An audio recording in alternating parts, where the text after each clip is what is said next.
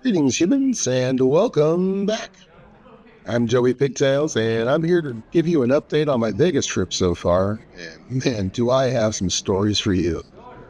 Every WSOPer, you hear these crazy tales of dealer mistakes or player altercations or people having health emergencies at the table. And somehow, in the first 2 days that I'm in town, I ended up in the center of a couple of these things. Before we get into that, I first want to give a shout out to Wayne and Josh, Dogfish Poker and PLO professor of the Madhouse Poker Crew. These guys have been gracious enough to put me up here at the Madhouse at Airbnb in Vegas, and this so far has been an amazing experience that wouldn't have happened without their generosity. So if you haven't subbed to their channels yet, make sure to show them some love. They are both really good human beings who are giving quite a few of us a chance to get back out here and take some shots at WSOP glory, and they deserve your support as well. Dogfish is planning to play the $1,500 Raz event on Friday, and Professor is actually gearing up for the 10K Big O that starts today.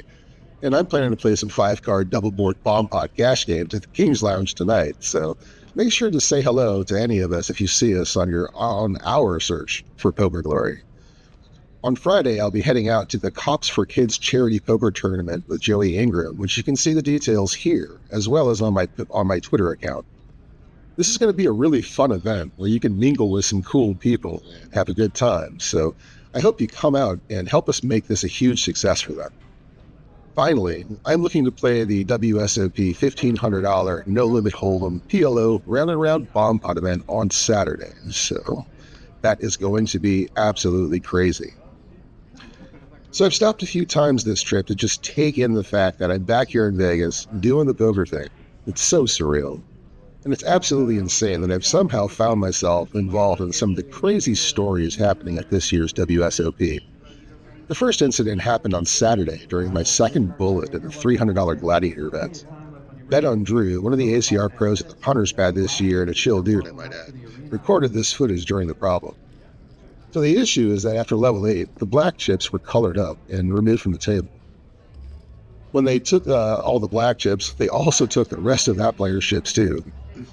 We had to estimate his stack, the floor had the footage reviewed, and they settled on bringing him 55,000 chips so he could continue play and we wouldn't lose any more time. Shortly after the color-up audit was completed, they found it to be 54,000 chips over, so there you go. Words of wisdom. If you're playing any tournament, especially out here in the WSOP, and you go on break, take a picture of your stack and your table number before you leave for break every single time. Don't be one of the half a dozen people who forget where they were sitting and have to have the tournament director get on the mic to ask the room if anybody recognizes your poor lost soul. Please don't be that guy. And for those of you curious, I fired a bunch of bullets on Friday and ended up min-cashing once in the Gladiator events and fired a couple more bullets the following day. But I did get my first cash at the WSOP this year, so roll for this year. But so woohoo!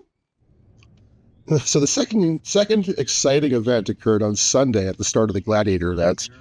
I'm not going to name names because it isn't necessary, but there was a gentleman at the table who I have seen on some streams and videos and stuff. I know a bit about his background, and I know a few things for certain. Firstly, he's a guy you don't mess with. You don't want to disrespect this guy because bad things can happen to people who do. Secondly, he's a human being who enjoys conversation and camaraderie, and if you show him respect and common courtesy like you should be doing with everyone you meet here anyway, then he'll treat you like family like you did to me. So this is a small buy-in event, and this gentleman mentioned a few times, the levels are short, and he'd appreciate it if people wouldn't tank incessantly and constantly, especially for obviously trivial decisions. And if people did, he'd make a comment, and some people started taking offense to that.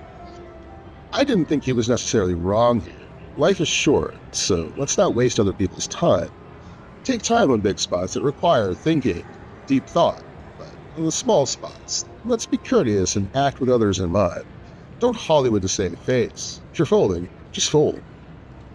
So some words were exchanged, and the fight almost ends up breaking out between these two guys, and thankfully some of the gentleman's other friends were around to talk him down a bit so he could get back to playing. I had also otherwise enjoyed my conversation with him, so I kept talking with him and other things to help get the table back on track to some normalcy, and we eventually did. So, humans, beyond my normal message of be a good human, I want to reiterate the fact that here in Vegas, at the WSOP, or anywhere in the world, you never know who you are sitting down with. In a 2-5 game, the guy on your left could be a millionaire, and the guy on your right could be scraping by. The guy across from you could be an MMA fighter, and the dealer may moonlight as a stripper, and the little old lady at the end of the table could be a hitman.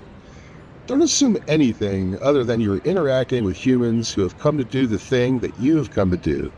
They have hopes and dreams and goals and struggles and maybe fighting battles you can't even see or even fathom. So be kind. As far as my results so far, I have secured that one cash like I said, but I'm down quite a bit after having fired multiple bullets in the Gladiator event, the No Limit Hold'em PLO round and round events, and the regular PLO event yesterday. So about even on cash gameplay, and I had the pleasure of playing in a super crazy $25 per player 5-card PLO double board bomb pod game in the King's Lounge. Man, that's a mouthful.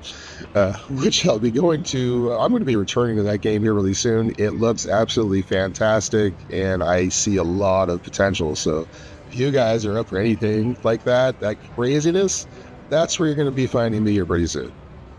Beyond that, who knows? I'm going to enjoy this for a bit longer and see where it takes me. And I'll have another vlog post soon with footage from the charity events, as well as another update. So, until then, I'm Joey Pigtails, and I am transparent, reminding you to be a good human. Bye.